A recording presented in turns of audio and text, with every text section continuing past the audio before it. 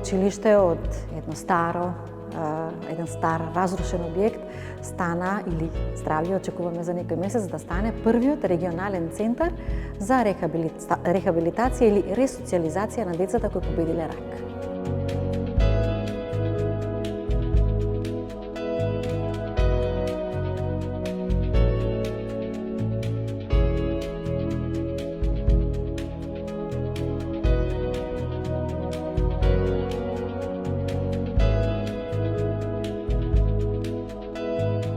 Во период кога се лекував јас, не постоја вакви центри, воедно и не постоја и волонтери како што сме ние кои што доаѓаа на детската клиника. Времето навистина споро поминуваше тој период. Јас пропуштив една цела учебна година. Во моментот кога дознав дека треба да се лекувам, пробав да се вратам на настава, но едноставно мојата здравствена состојба тоа не го дозволуваше.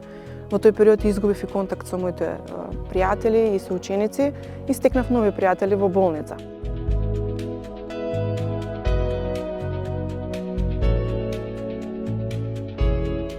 Јас имав огромен пропуст во образованието, односно покрај се веќе мојата ранлива ментална состојба се појавија и нови обврски, нови стресни ситуации, бидејќи јас голем дел од материјалот го немав совладано. Во тој период недостасуваше програма или ваков центар која што мене би ми помогнала да јас повторно го повратам или го добијам тоа знање кое што го пропуштив.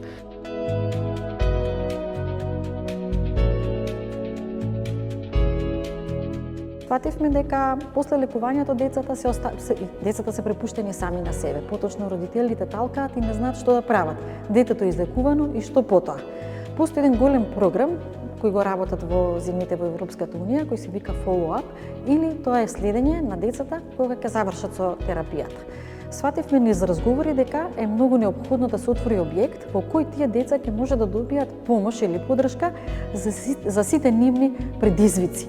Тоа значи дека психолошките трауми кои ги доживеале на клиника, стравот од комуникација со останатите деца, па дури и тој јас кој е направен во образованието.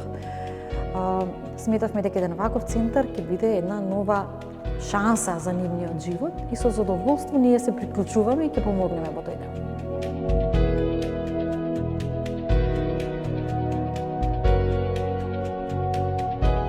Сите сакаме да веруваме дека борбата завршува во моментот кога завршува лекувањето, но за жал реалноста е многу подруга. Во моментот кога заврши мојот третман е моментот кога контролата ми беше вратена во мојот живот и беше моментот кога јас требаше да почнам повторно да го пронаоѓам своето ново нормално, да се пронаоѓам себе си, која сум јас после сето тоа искуство, бидејќи веќе пробав да бидам истата, но не бев нормално. Се што се случуваше во тој период влијаеше на мене.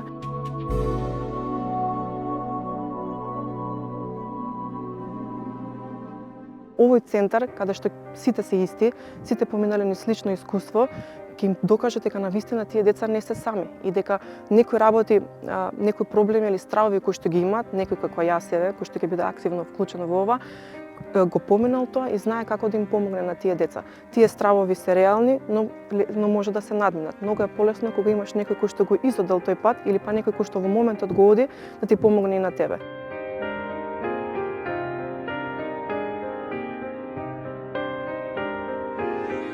Имаме кампови во кои децата кои се излекувале од рак ќе имаат можност со своите другарчиња од одделението да престојуваат еден период и да ги надминат бариерите.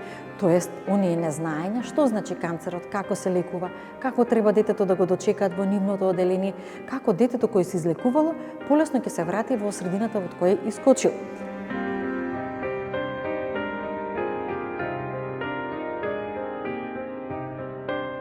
Претежно средината знае да биде малце сурова и дискриминирачка кон детето кое е било излекувано. Многу често се зборува во тие мали средини дека тоа е наследно, дека тие деца потешко стваруваат врски понатаму и потешко влегуваат во брак и создаваат своји семејства, токму поради тие предрасуди.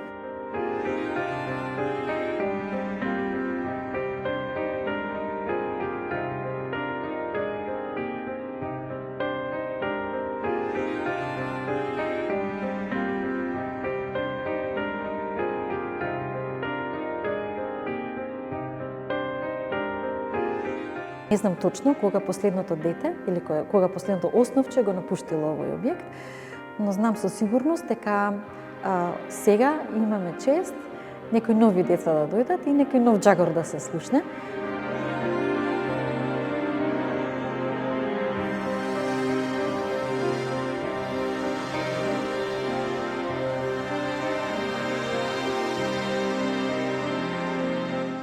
Кога започнав да волонтирам, тоа беа истите болнички соби, истите услови, ништо се немаше променето. Навистина сметам дека тоа што јас одлучив да волонтирам ми го промени животот. Верувам дека голем дел не сакаат повеќе да се соочуваат со тоа, но сметам дека клучниот момент за прифаќање на целосното искуство беше всушност соочување со тие стравови. Морам да напоменам дека во последните 2 години се реконструираше одделението. Тоа е една добра работа и чекор напред во тоа што беше пред неколку години.